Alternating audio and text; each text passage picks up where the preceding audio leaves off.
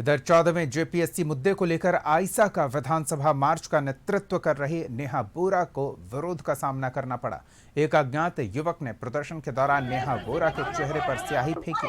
हालांकि विरोध के बावजूद नेहा बोरा ने प्रदर्शन जारी रखा। कहा कि इसकी शिकायत वो पुलिस से करेंगी।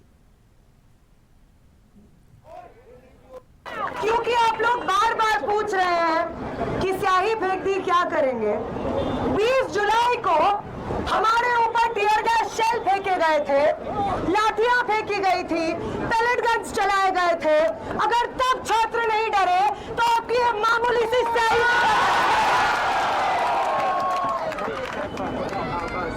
वो भाजपा और आरएसएस के गुंडे जो स्टेडियम में बैठ करके बोल रहे हैं कि हम छात्रों के साथ खड़े हैं, जब जेपीएससी को रद्द करने के लिए, जेएसएससी सीजीएल को रद्द करने के लिए छात्र विधानसभा तक मार्च निकाल रहे हैं, तो वही गुंडे जो खुद को छात्रों का हितैषी कहते हैं मेरे ऊपर इंक फेंकते हैं। ये कौन सा छात्रों का हितैषी है? तो चलिए सीधे आंदोलन स्थल का रुख कर लेते हैं। हमारे सहयोगी राहुल मौके पर मौजूद हैं, उनसे समझते हैं कि अभी इस आंदोलन को लेकर क्या स्थिति बन रही है। समर्थन इन छात्रों को मिल रहा है लेकिन सरकार से संवाद नहीं हो पा रहा है। राहुल, देखिए अभी से कुछ देर पहले दोनों खेमे के जो छात्र हैं उनकी ओर से नामों की लिस्ट सौंपी गई है और उस पर जो है कि बात चल रही है, जो है रुख अख्तियार किए जाते हैं। हालांकि विधानसभा हो या आईसा का प्रोटेस्ट हो, सभी जगहों पर जो है छात्र एकजुट दिखाई दे रहे हैं और प्रशासन से लगातार एक कोशिश कर रहे हैं कि इस रास्ता निकाला जाए और प्रशासन भी चाहती है कि छात्रों का आंदोलन खत्म हो।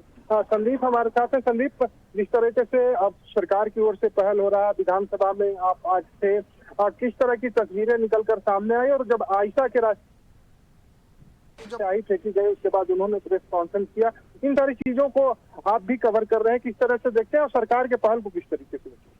यदि पूरे जेपीएससी प्रकरण को देखा जाए तो कहीं ना कहीं सड़क से लेकर सदन तक जो विरोध है वह देखने को मिल रहा है, जहां एक और छात्र प्रोटेस्ट कर रहे हैं और लगभग 13 से 14 दिन हो चले हैं उनके प्रोटेस्ट के। और आज आईसा का भी जो कार्यक्रम था विधानसभा घेराव का, उस दरमियान नेहा बोरा भी आज पहुंची थी रांची और उस प्रोटेस्ट में भी शामिल हुई। हालांकि प्रोटेस्ट के दरमियान किसी व्यक्ति के द्वारा, लड़के के द्वारा उनके ऊपर स्याही फेंका गया है और इसका आरोप कहीं ना कहीं नेहा बोरा ने सीधे तौर पर आरएसएस और बीजेपी पे लगाया है।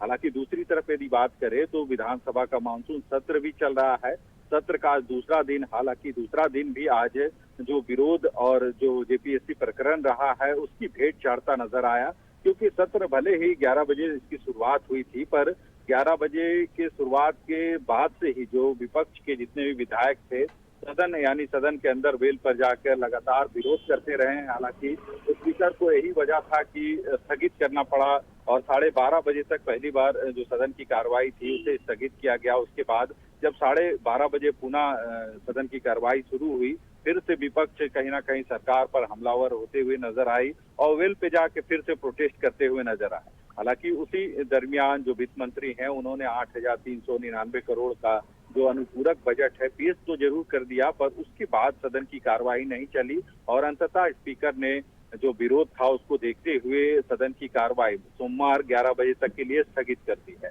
तो कह सकते हैं छात्रों का जो मांग है कि जो जेपीएससी 14वां का जो पीटी रिजल्ट निकला है उसके बाद जो धांधली का आरोप छात्र लगा रहे हैं और इसी को लेके सीबीआई जांच की उनकी मांग है।